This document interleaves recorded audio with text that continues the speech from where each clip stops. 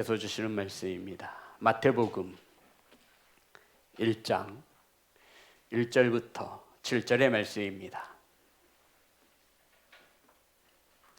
마태복음 1장 1절부터 7절의 말씀.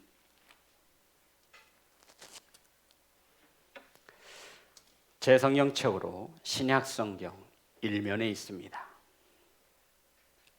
찾으셔서 한 절씩 교독하여 올리겠습니다. 아브라함과 다윗의 자손 예수 그리스도의 계보라. 아브라함이 이삭을 낳고 이삭은 야곱을 낳고 야곱은 유다와 그의 형제들을 낳고 유다는 다말에게서 베레스와 세레를 낳고 베레스는 헤스론을 낳고 헤스론은 람을 낳고 람은 아비나답을 낳고 아미나답은 나손을 낳고 나손은 살몬을 낳고 살몬은 라합에게서 보아스를 낳고 보아스는 루색에서 오벳을 낳고 오벳은 이새를 낳고 이새는 다윗 왕을 낳으니라. 다윗은 우리아의 아내에서 솔로몬을 낳고 7절 다 같이 합니다. 시작. 솔로몬은 르보로암을 낳고 르보로암은 아비야를 낳고 아비야는 아사를 낳고 아멘. 기도합니다. 하나님, 말씀을 선포합니다. 하나님의 말씀만 선포되어질 수 있도록 성령께서 일하여 주옵소서. 착하고 좋은 마음으로 하나님의 말씀을 받습니다. 말씀 가운데 임하시어 저희들에게 은혜를 더하여 주옵소서. 예수님의 이름으로 기도드렸습니다. 아멘. 우리 앞으로 인사 나누겠습니다. 사랑합니다. 축복합니다. 사랑하고 축복합니다. 오늘 함께 은혜 나누실 말씀의 제목은 예수 그리스도의 계보라. 따라하겠습니다. 예수 그리스도의 계보라. 오늘 이 시간 하나님의 말씀이 들려주실 때 아멘하여 하나님께 영광 돌리시기를 주의 이름으로 축복합니다. 성도 여러분, 우리가 큰 마음을 먹고 신약 성경을 좀 읽어봐야지 하고 첫 페이지를 딱 피면 오늘 마태복음 1장 쪽수가 몇 페이지로 나와요? 1페이지로 1쪽으로 기록되어 있습니다. 그런데 낯설은 이름들이 굉장히 많이 등장합니다. 간혹 가다가 들어본 이름도 나오는데 이 마태복음 1장을 이제 좀 마음 먹고 성경을 읽어봐야지. 구약은 어려우니까 신약부터 좀 읽어봐야지. 약선 탁 펴보는 거예요. 그런데 도대체 낯설은 이름들과 누가 누구를 낳고 누가 누구를 낳고 도대체 마태복음은 성경은 신약 성경을 시작하는 이 1페이지에 왜 이러한 수많은 사람들의 이름들을 기록해 놓았을까? 이것을 성경을 보니 계보, 족보라고 합니다. 성도 여러분, 이것을 예수 그리스도의 계보라. 따라합니다. 예수 그리스도의 계보라. 성도 여러분, 저자들이요 책을 쓸 때 가장 많이 공을 들이는 게 첫 페이지예요. 왜 그렇죠? 사람들이 중간과 끝은 안 보고 처음은 꼭 봐요. 그래서 저자들이 이 책의 첫 페이지, 처음을 가장 공을 많이 드립니다. 그런데 오늘 말씀해 보니 구약 성경이 끝나고 신약 성경으로 이어지는 첫 페이지에 저자는 성령께서 마태를 통하여 여기에 예수 그리스도의 계보라 하며 족부에 올라간 수많은 이름들을 기억하고 있는 것입니다. 성도 여러분, 이 마태복음 1장이 열리지 않으면 신약 성경을 저와 여러분이 바르게 이해할 수 없습니다. 족보가 뭐죠? 족보가 족보지 뭐. 저도 어렸을 때 아버님이 다락방에서 무슨 나무 상자에다 보자기를 싸가지고 이게 우리 집 족보다. 다 한문이에요. 거기 보니 누가 누구를 뭐 아들은 어떻고 며느리는 어떻고 손자는 어떻고 족보 이름이 사람의 이름들이 셀 수 없을 정도로 많습니다. 거기에 또 종친회를 가면 새로 나왔다라고 족보를 또 받아와요. 결혼해서 아이를 낳고 계속 이름이 늘어나니까 족보는 피로 맺어진 혈연적 관계를 이해하신 거죠. 피로, 우린 가족이잖아요. 아버지 피를 통해서 맺어진 혈연적 관계를 사실적 관계로 기록하는 책을 족보라고 말합니다. 다른 건 다 잊어버려도 혈연적 관계를 기록하는 책이 뭐라고요? 족보라는 거예요. 그래서 족보를 보면 내 아버지가 누구이고 내 어머니가 누구, 피를 나는 형제 자매가 누구인지를 알 수 있는 것입니다. 자, 그러면 신약 성경이 시작하는 첫 페이지에 예수 그리스도의 족보를 이렇게 기록한 이유가 무엇입니까? 1절입니다. 다 같이 합독합니다. 시작. 아브라함과 다윗의 자손 예수 그리스도의 계보라. 족보가 뭐라고 말씀드렸죠? 혈연적 관계를 사실적으로 기록한 것을 족보라고 말씀드렸습니다. 성도 여러분, 예수님은 이 땅에 혈연적 관계로 오셨습니까? 아니죠. 대답하세요. 예수님은 이 땅에 혈연적 관계로 이 땅에 오셨습니까? 아니. 그런데 왜 예수 그리스도의 계보라고 성경은 기록하고 있죠? 성도 여러분, 세상 사람들처럼 예수 그리스도가 육신의 아버지 피를 통하여 씨를 통하여 예수 그리스도가 이 땅에 오지 않았음을 저와 여러분은 잘 알고 있습니다. 1장 18절, 마태복음 1장 18절. 다 같이 합독합니다. 시작. 예수 그리스도의 나심은 이러하니라. 그의 어머니 마리아가 요셉과 약혼하고 동거하기 전에 성령으로 잉태된 것이 나타났더니, 이 마태는 예수 그리스도의 족보가 끝나기 무섭게 다시 한번 예수 그리스도의 나심은 이러한데 육체의 혈통으로 난 것이 아니라 누구로 났대요? 성령으로 말미암아 났다라고 부연 설명을 하고 있는 것입니다. 예수님도 혈연적 관계를 통해서 오셨기에 족보에 기록하고 있는 것이 아님을 말하고 있는 거예요. 그러면 마태가 의도적으로 예수님의 족보라 하며 예수님의 나심은 이러하니라 하면서 성령으로 나심을 기록한 목적이 따로 있다라는 것이죠. 성도 여러분, 예수님께서 마태를 통하여 예수님의 족보를 기록하게 하신 목적입니다. 자, 이것을 이해하기 위해서 3절, 다말이라고 하는 여자의 이름이 나오죠. 다말이 어떤 여자죠? 시아버지 유다와 관계해서 자녀를 낳은 사람입니다. 이해되시죠? 며느리인데 창녀처럼 변정을 해서 시아버지 유다하고 관계 속에서 자녀를 낳았어요. 이건 있을 수 없는 일이에요. 어떻게 시아버지를 유혹해가지고 아이를 낳습니까? 그런데 그 부정하고 죄인 중에 죄인, 성도 여러분, 사람들의 손가락질을 수없이 당했을 거예요. 다말, 저게 인간이냐, 말종이지. 어떻게 시아버지 유다를 유혹해서 창녀처럼 관계를 맺고 자녀를 낳는단 말입니까? 오늘날에도 손가락질 당할 정말 죄인 중에 죄인이라 말할 수 있죠. 자, 5절입니다. 5절에 보면 살모는 라합에게서 누가 나와요? 라합이 나옵니다. 라합 앞에 붙는 항상 기생 라합이라고 말하죠. 성도 여러분, 라합은 기생이었습니다. 웃음을 파는 여자였습니다. 주막을 운영하며 술과 숙식을 제공하고 살던 여자였는데 라합은 더군다나 이방인이었습니다. 아시죠? 유대인들이 이방 사람들을 무시했던 것을 아실 겁니다. 그런데 예수 그리스도의 족보에 이러한 여자의 이름은 기생이었어요. 기록하고 있다라는 거죠. 5절입니다. 살몬은 라합에게서 보아스를 낳고 보아스는 룻에게서 오벳을 낳고, 룻이라고 하는 여인의 이름이 나오고 있습니다.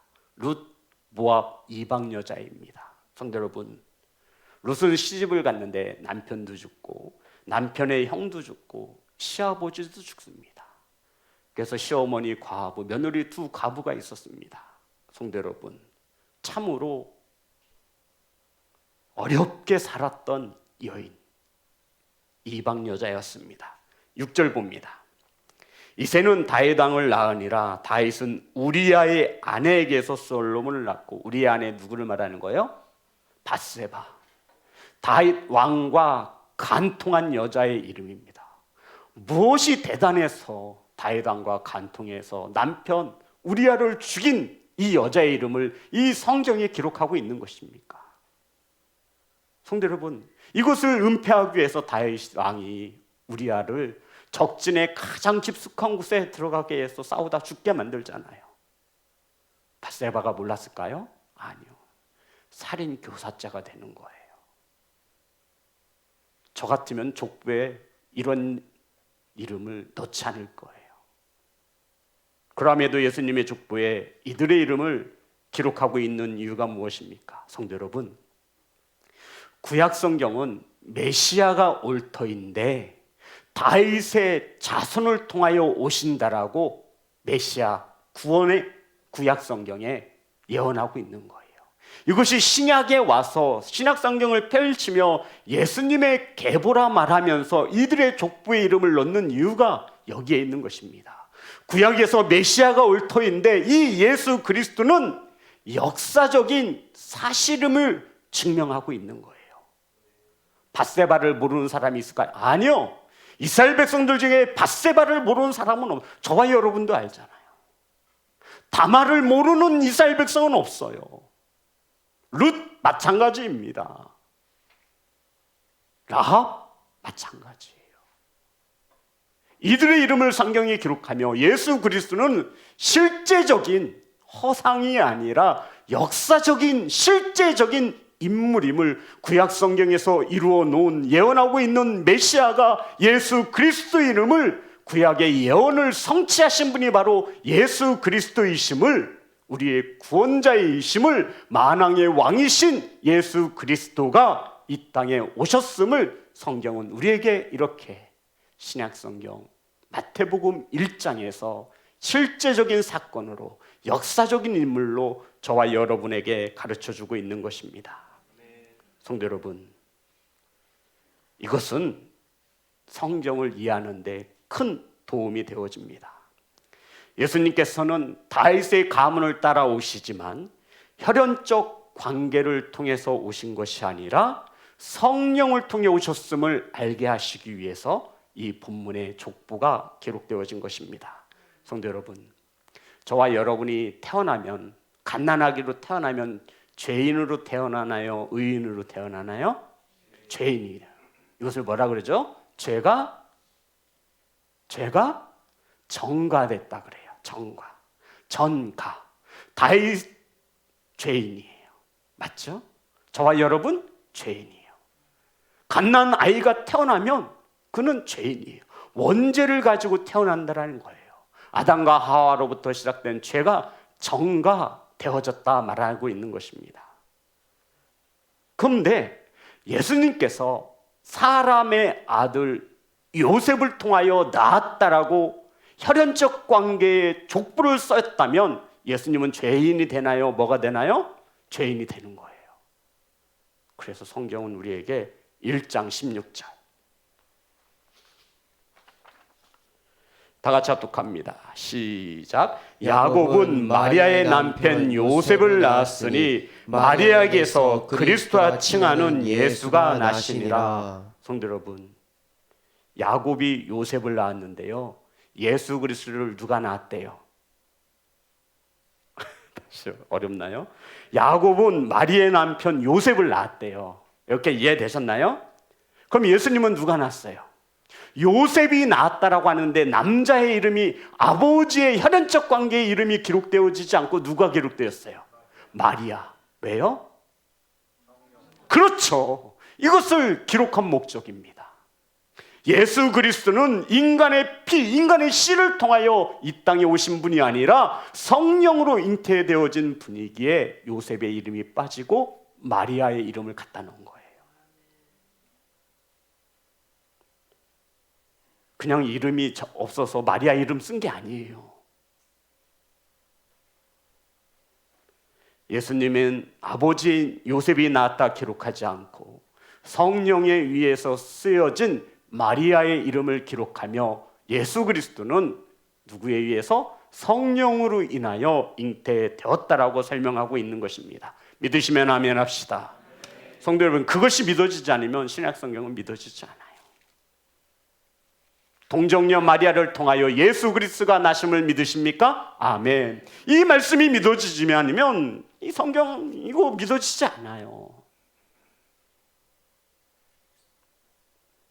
그렇다면 예수님의 족보에 왜 이러한 죄인 중에 죄인, 시아버지와 함께 잠자리를 한 이런 여인들, 이방 여인들의 이름이 왜 기록되어졌습니까?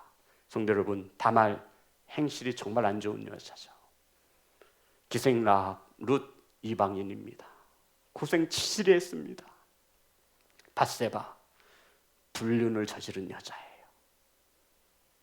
어떻게 보면 족보에서 빼고 싶은 이름이지 절대로 넣고 싶은 이름은 아니라는 거예요. 그러함에도 마태복음, 신약성경을 여는 가장 중요하다 할 수 있는 첫 장에 이들의 이름이 기록되어져 있습니다. 성도 여러분, 유대인들 입장에서 보면요, 이거 난리칠 일이에요. 이방인을 사람처럼 여기지 않았어요. 그런데 예수님의 족보에 이방인의 여인이, 그것도 기생의 이름이 등록되어 있는 거예요. 기가 잘 누르시죠. 하지만 성경은 이들의 이름을 빼놓지 않고 오늘날 살아가는 저와 여러분에게 예수님의 족보에 이러한 죄인 중에 죄인, 부정한 여인들의 이름을 기록해 놓고 있다는 것입니다. 왜 기록했을까요, 성도 여러분? 성도 여러분, 이런 의미가 있습니다. 하나님은 이 죄인된 여자들의 이름에 족보에 올라 있듯이 저와 여러분에게도 족보에 이름이 올라간다라고 하는 사실을 신약 성경 첫 페이지에 알려주고 있는 것입니다. 성도 여러분, 저와 여러분도요, 천국 족보에 이름이 올려져 가요. 아멘. 그것을 성경은 생명책이라고 말합니다. 뭐라고 말한다고요? 아론과 미리암이 모세를 대적했어요. 아니, 아론이 형이고 미리암은 너희 동생이잖아요. 여자가 없어서 흑인 여자를 취했냐고. 그리고 또 모세의 이런저런 이야기에 계속해서 태클을 걸었습니다. 그랬더니 병에 걸렸어요. 무슨 병에 걸렸죠? 문둥병에 걸렸어요. 죽어가고 있는 거예요.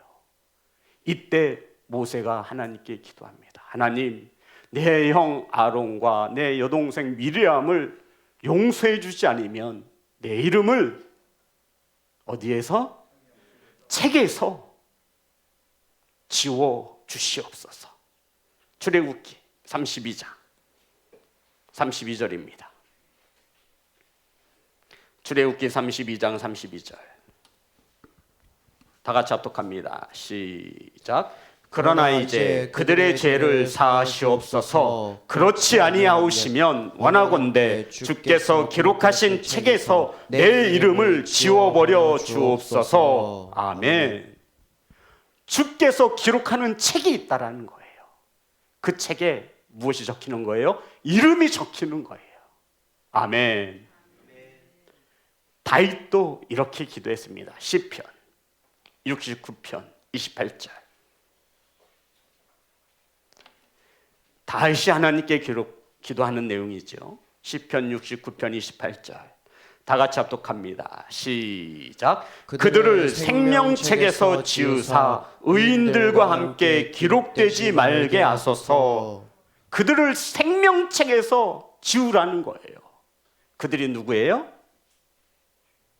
의인들과 반대되는 악인들을 말하는 거죠. 왜 악인들의 이름을 생명책에 의인들과 같이 기록하시냐 이거예요. 지우시라는 겁니다. 무슨 책에서? 생명책에서. 요한계시록 3장 5절. 계시록은 성경의 맨 마지막이죠.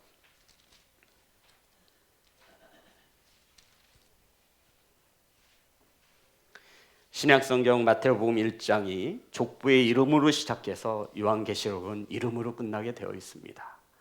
3장 5절 다 같이 합독합니다. 시작. 이기는 자는 이와 같이 흰옷을 입을 것이요 내가 그 이름을 생명책에서 결코 지우지 아니하고 그 이름을 내 아버지 앞과 그의 천사들 앞에서 시인하리라. 아멘.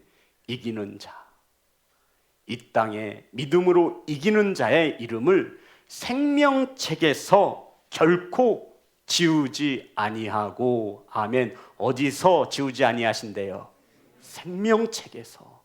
이기는 자, 믿음을 가지고 세상을 이기는 자는 생명책의 이름을 기록하시고 지우지 아니하신다라고 약속하셨습니다. 아멘. 이름이 기록된 자만이 하나님 나라가 들어갈 수 있음을 믿으시기를 주의 이름으로 축복합니다. 요한계시록 21장 27절. 계시록 21장 27절. 요한계시록이 몇 장으로 끝나죠? 22장. 근데 끝나기 전 마지막 절 다 같이 합독합니다. 시작. 무엇이든지 속된 것이나 가증한 일 또는 거짓말하는 자는 결코 그리로 들어가지 못하되 오직 어린 양의 생명책에 기록된 자들만 들어가리라. 아멘. 성도 여러분, 오직 어린 양의 생명책에 기록된 자들만이 들어간답니다. 어디에 들어간다는 얘기예요? 천국에 들어간다는 얘기예요. 성도 여러분, 그렇다면 어떤 자격을 갖추어야 생명책에 기록이 되어질까요? 어떤 자격을 갖춘 자라야 천국 족보에, 하나님 나라 족보에 저와 여러분의 이름이 기록되어질 수 있는 것입니까? 어떤 자격 조건이 있어야 되죠? 27절에 나와 있어요. 요한계시록 21장 27절. 무엇이든지 속된 것이나 가증한 일 또는 거짓말하는 자는 결코 그리로 들어가지 못하되 오직 어린 양의 생명책에 기록된 자들만 들어가리라. 아멘. 성도 여러분, 자격이 무엇이냐면 설마 하나님 나라에 아무나 다 들어가는 아니에요. 분명히 어디에 기록된 자만이 생명책에. 그런데 이 생명책에 기록되기 위해서는 자격 조건이 있는데 오직 어린 양, 따라합니다. 오직 어린 양. 이 오직 어린 양이 누구예요? 예수 그리스도. 생명책에 기록될 수 있는 자격 조건은 오직 예수 그리스도를 통하여 내가 구원받았다라고 하는, 예수 그리스도의 피로 내가 정결케 되어졌다라고는 믿음을 가진 자라야 생명책에 기록되어진 것을 믿으시기를 간절히 소망합니다. 저와 여러분의 이름은 생명책에 기록되어졌습니다. 아멘. 성도 여러분, 저와 여러분의 이름은 어디에 기록되어졌어요? 천국 족보에 기록이 되어져 있음을 믿으십니까?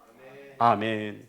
오직 어린 양의 생명책, 그 생명책에 기록되어지는 자격 조건은 예수 그리스도를 나의 구주로 믿느냐 믿지 않느냐, 오직 이거 하나인 것입니다. 그럼 성도 여러분, 왜 부정한 여자들의 이름을 예수 그리스도의 족보에 올렸어요? 저와 여러분에게 무엇을 메시지로 보여주고 있는 것입니까? 왜요? 그냥 올린 게 아니에요.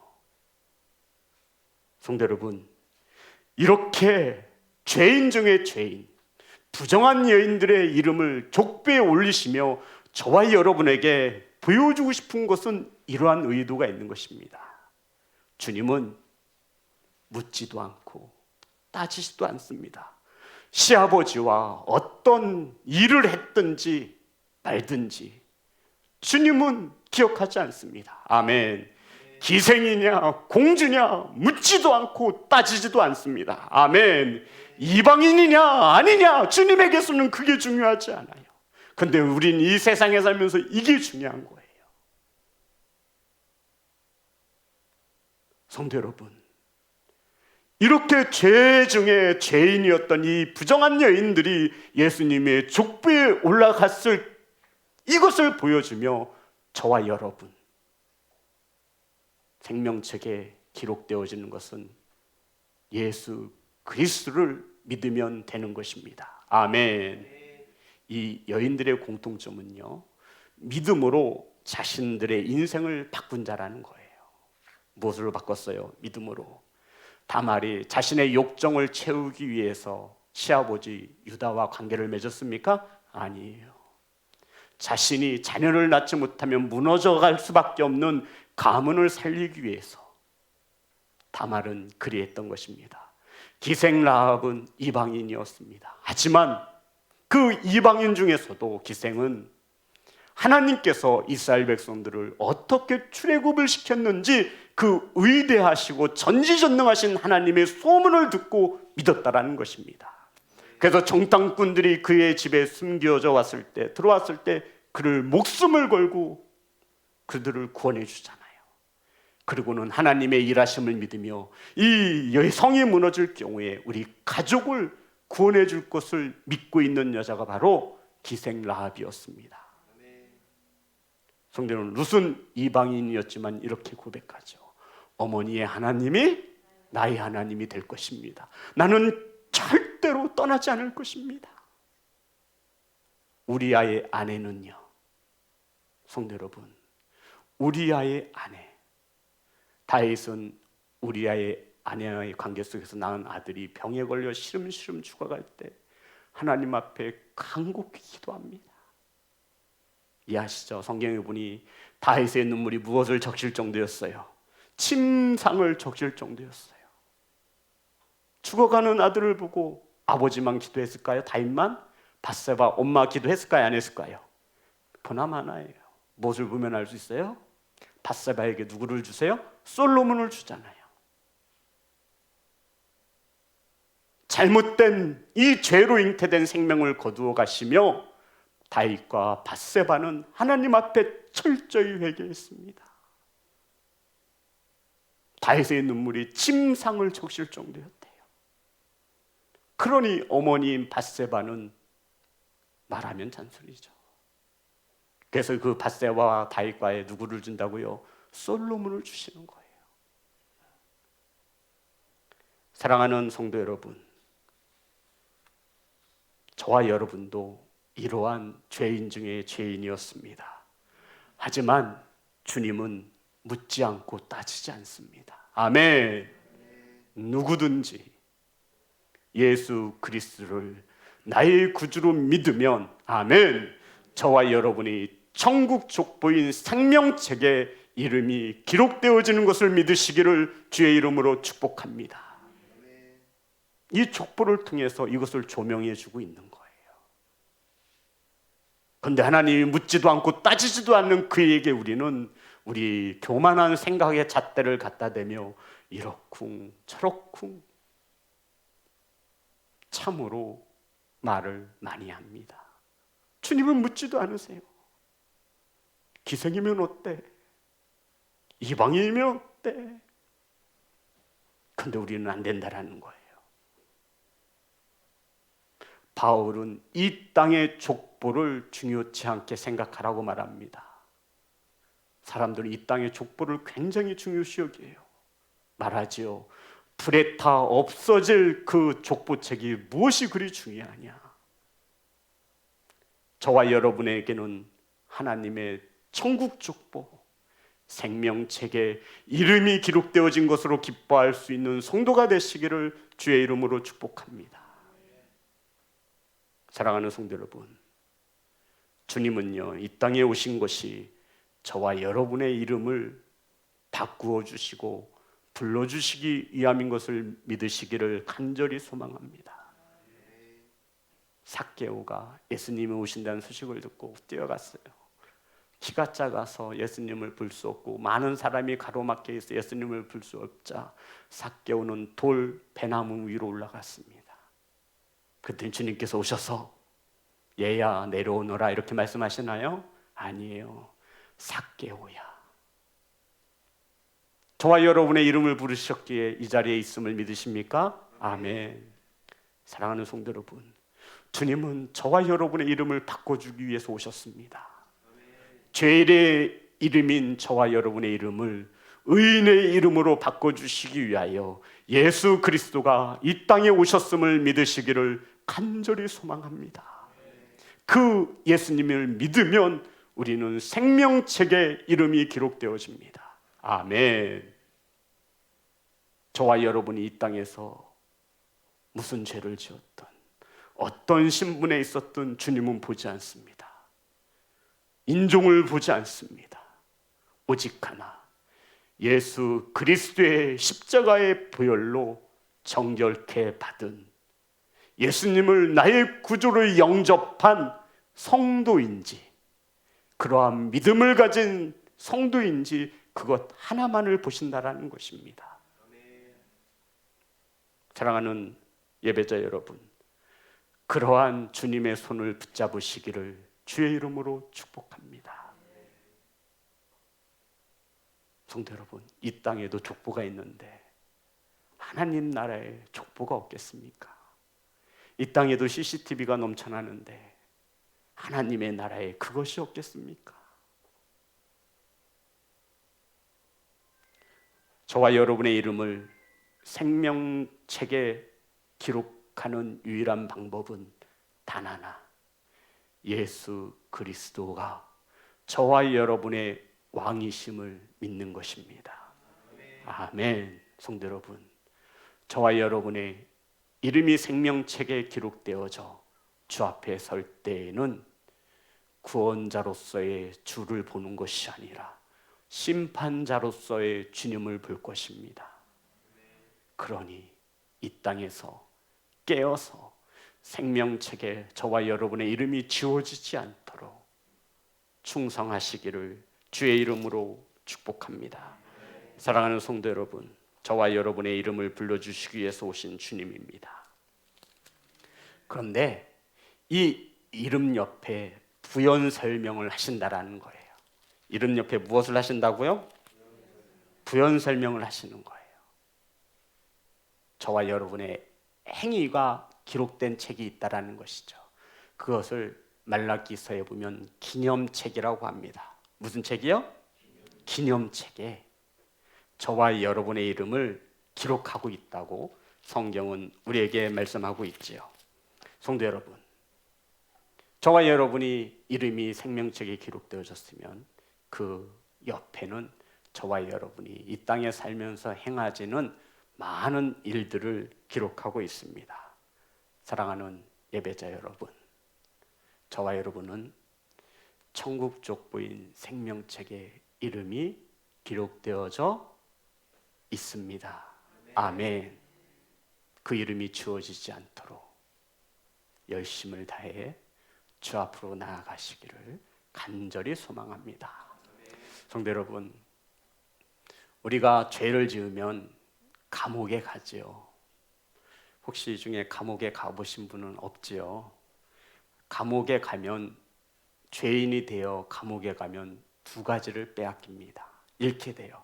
첫 번째가 자유예요. 자유. 두 번째가 이름이에요.